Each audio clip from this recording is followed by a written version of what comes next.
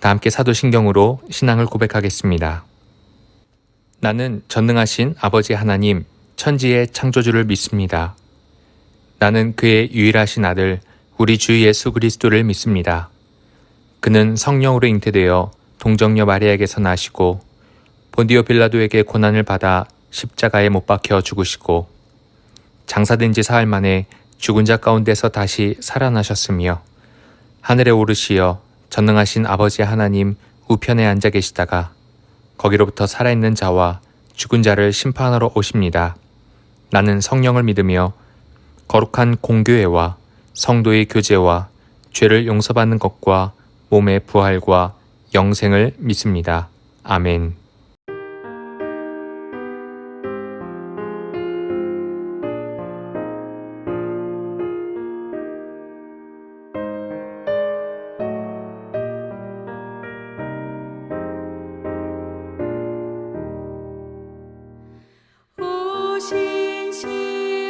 신실하신 주 내 아버지여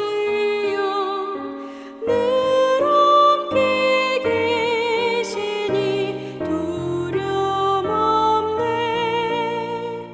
그 사랑 변찮고 날 지키시며 어제나 오늘이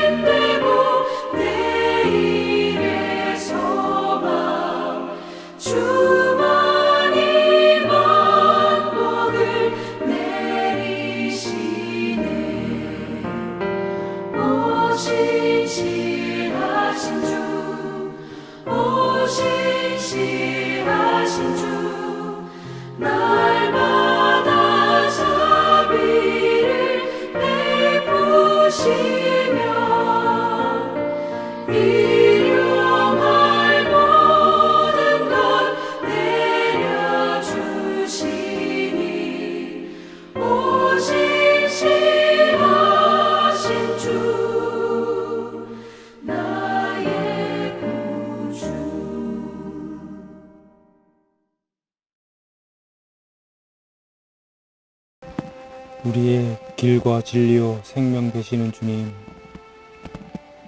오늘날 코로나19가 이 땅을 뒤덮고 있는 가운데 이를 극복하기 위한 많은 수고와 노력이 있음에도 팬데믹 상황이 4단계로까지 격상되고 일상생활이 길을 잃을 듯한 안타까운 현실 앞에 우리 모두 서 있습니다. 긴 터널이 지나면 반드시 밝은 빛으로 나아오듯 어떠한 상황에 놓여 있다 하더라도 저희들이 마땅히 걸어야 할 길로 인도하시기 위해 진리의 말씀을 통해 위로하시고 재촉하시는 주님의 음성을 이 시간 들려주시옵소서.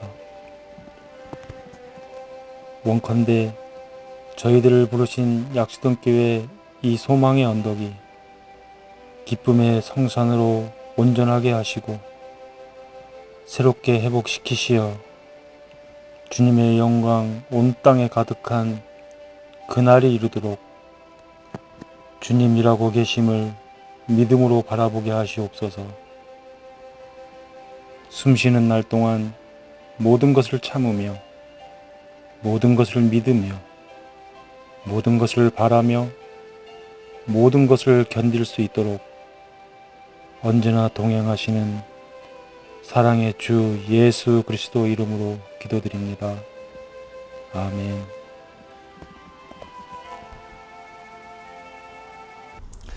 오늘 우리에게 주시는 하나님의 말씀은 시편 22편 1절부터 5절까지의 말씀입니다.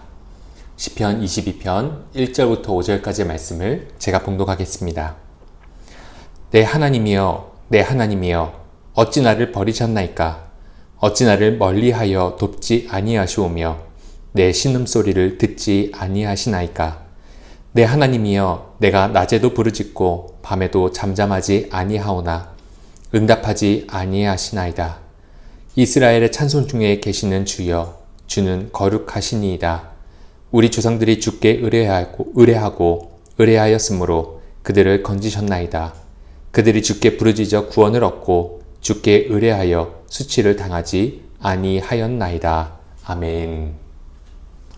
집에 비치하는 이 가구 브랜드 중에 세계적으로 유명한 가구 브랜드가 하나 있습니다. 우리나라에도 있고 엄청난 규모의 매장을 자랑하는 브랜드인데요. 아마 성도님들 한 번쯤 들어보셨을 겁니다. 이케아라고 하는 가구 회사가 있습니다.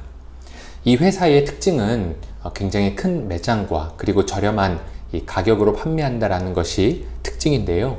이렇게 저렴하게 판매할 수 있는 것은 바로 이 조립식 가구를 직접 집에서 소비자가 조립하고 또 만들 수 있도록 했기 때문에 이렇게 저렴하고 또 많이 판매할 수 있는 브랜드가 바로 이 이케아라는 브랜드입니다. 저도 이 브랜드를 구매한 적이 있었는데 이 제품에서 가장 중요한 것이 있었습니다. 그럼 바로 이 제품의 이 매뉴얼이었습니다. 이 매뉴얼을 봐야지 어떻게 만들 수 있고 또 어떻게 조립할 수 있는지를 정확하게 알 수 있었습니다. 한 번은 제가 매뉴얼을 보지 않고 제 감만으로 조립을 했더니 전혀 맞지 않게끔 만들어지고 있었습니다. 처음에는 좀 잘 만들어지는가 싶더니 후반부에는 이 나사도 맞지 않고 위아래도 제대로 맞지 않는 일들이 생겼습니다. 그래서 가장 이 가구를 조립할 때 주로 봐야 하는 것이 바로 이 매뉴얼입니다. 그런데 만약 매뉴얼대로 조립했는데도 전혀 가구가 완성되지 않는다면 어떤 느낌이 들까요? 아니, 매뉴얼이 전혀 다른 제품의 매뉴얼이라면 그것을 봤을 때 어떤 생각이 들까요? 그건 바로 너무 황당하다라는 느낌이 들 것입니다. 만일 수능을 보는 이 수험생이 교과서와 문제집을 열심히 풀어서 이제 수능을 곧 보려고 하는데 막상 수능 문제를 보니 교과서와 문제집에서 나왔던 내용들이 전혀 아니라면 이 수험생은 어떠한 감정이 들까요? 아마 매우 혼란스러울 것입니다. 아마 패닉에 빠지게 될지도 모르겠습니다. 이처럼 방법을 안내해주고 그리고 길을 알려주는 이 매뉴얼이라든지 혹은 이 교과서가 막상 제대로 문제를 알려주지 못하고 또 문제를 해결할 방법을 알려주지 못한다면 그때에는 우리가 매우 혼란스러움을 느낄 수밖에 없을 것 같습니다. 어찌해야 될지 모르는 두려움에 빠질 것입니다. 우리가 읽은 오늘 이 시편의 시인은 바로 이러한 혼란과 두려움에 빠진 사람이었습니다. 이 시편의 주인공은 바로 다윗입니다. 하지만 이 시는 다윗뿐만 아니라 일반적인 신앙인들이 겪을 수 있는 혼란을 대표하고 있다라고 말할 수 있습니다. 시인은 현재 매우 큰 고난을 겪고 있다는 것을 발견할 수 있습니다. 그 심정을 담아 이렇게 외치고 있습니다. 내 하나님이여 어찌하여 나를 버리셨나이까? 라고 말입니다. 시인이 처한 상황을 정확하게 알 수는 없지만 그 극심한 고통과 그리고 외로움을 하나님께서 나를 버리셨다라는 것으로 표현하고 있는 것입니다. 그가 겪은 이 고통에 대해서는 6절부터 계속 이어져 나오는 부분이 잘 표현해주고 있습니다. 자신을 벌레와 같다라고 말하고 또 주변 사람들이 자신을 그토록 조롱하며 또 핍박하고 있다라는 상황을 말하고 있습니다. 그리고 소와 사자, 개로 비견될 수 있는 적들이 자신을 둘러싸고 있으며 나의 뼈를 셀 수 있다라고 말할 정도로 매우 괴로움의 상황 가운데에 있는 것입니다. 그가 이런 괴로움 가운데 특별히 하나님이 자신을 버리셨다라고 표현하는 이유는 바로 그 안에 이러한 혼란스러움이 있었기 때문입니다. 그 혼란스러움이란 자신이 들었고 배웠던 하나님의 모습과 실제 살아가는 자신의 삶에 간극이 있었고 차이가 있었기 때문에 발생하는 혼란이었습니다. 4절과 5절에서 시인은 이렇게 말합니다. 우리 조상들이 주께 의뢰하고 의뢰하였으므로 그들을 건지셨나이다. 그들이 주께 부르짖어 구원을 얻고 주께 의뢰하여 수치를 당하지 아니하였나이다. 시인은 조상들에게 구원을 베푸신 하나님에 대한 말씀을 들었습니다. 성경을 보았고 또 하나님에 대한 그 구원의 은혜를 많은 신앙의 간증을 통해 들을 수 있었습니다. 하지만 막상 삶에 닥친 고난과 어려움은 자신이 배운 것과 매우 달랐습니다. 자신이 그토록 배웠던 이 신학과 삶에는 큰 거리감이 있었던 것입니다. 구원하시는 하나님, 그리고 건지시는 하나님, 수치를 당하지 않게 하시는 이 하나님에 대해서 시인은 배웠지만 자신이 현재 겪고 있는 온갖 수모와 고통 가운데 있다라는 것을 바라보며 구원을 베푸시는 그 하나님과 실제적인 자신의 삶의 그 간극을 자신은 바라보며 혼란스러울 수밖에 없었던 것이었습니다.